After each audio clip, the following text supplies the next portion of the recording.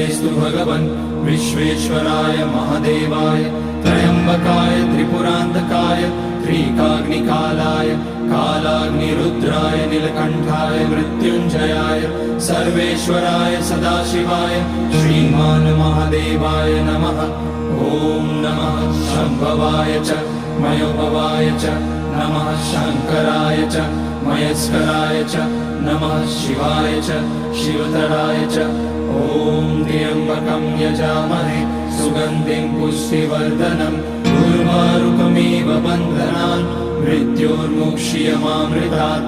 नागेन्द्रहाराय त्रिलोचनाय भस्माकराय महेश्वराय नित्याय शुद्धाय दिगम्बराय तस्मै नकाराय नमः शिवाय।